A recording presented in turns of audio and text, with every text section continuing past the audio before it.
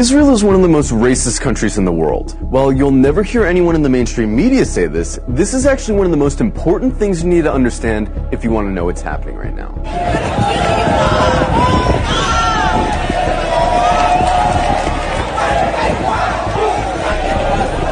From its inception, the whole idea of Israel as a country was based on racism. Israel was conceived as a Jewish state, and while there's nothing wrong in principle with Jews having a homeland, the problem is that they insisted that that homeland had to be in Palestine, which already belonged to someone, the Palestinians. The slogan of Israel's founders was a land for a people without a land.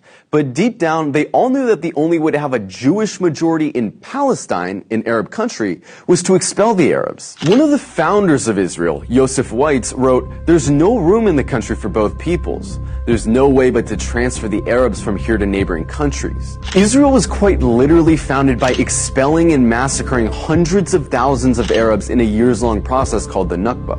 And when you found a country based on racial exclusion, you're gonna get a culture that fosters and celebrates racial exclusion. Because countries that commit terrible atrocities rarely acknowledge committing those atrocities. And the presence of Palestinians who remained in Palestine became a constant reminder, not only of the violence that founded Israel, but of the constantly looming threat that they might come back and try to reclaim their land. Every day you can find videos coming out of Israel showing Israelis calling for all Arabs to die,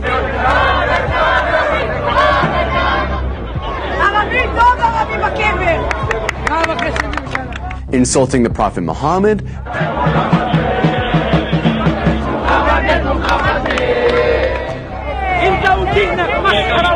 desecrating mosques, spitting on Christians, mocking and celebrating the murder of Palestinians, committing violent hate crimes against Palestinians, watching Gaza get carpet bombed from a cliffside for entertainment. But don't just go off these anecdotes.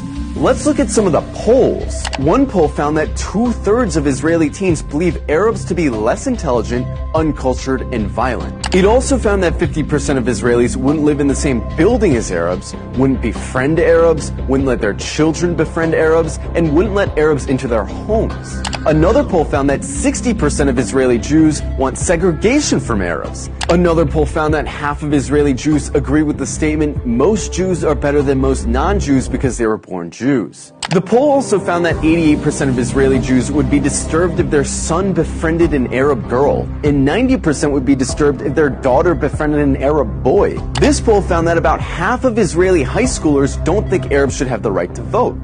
Another poll showed that almost half of Israeli Jews don't want Arabs teaching their kids. Not only are these views widely held in Israeli society, they're also represented in government, which codifies these sentiments into law. For example, Israel has a law that says if an Israeli marries a Palestinian, or someone from several other regional Arab states, that person isn't allowed to move in with said Israeli. This law was passed in 2003, but it's been renewed every single year since. Israel also doesn't allow interreligious marriage to be performed in the country, which is meant to deter Jews from marrying non-Jews. In 2018, Israel passed the nation-state law, a law which has constitutional status, which says the right to exercise national self-determination, i.e. have rights, is the exclusive right of Jews, no one else. There's also the Nakba law, which makes it illegal to acknowledge the Nakba, the expulsions of Palestinians that were needed to found Israel. This would be like passing a law to make it illegal to talk about indigenous genocide or slavery in America. There's also the Admissions Committee law, which basically allows towns to operate panels that deny applications for entry based on socio-cultural compatibility, which essentially just legalizes racist housing discrimination. In Israel, advocating genocide of Palestinians doesn't hurt your chances of holding a high position in government.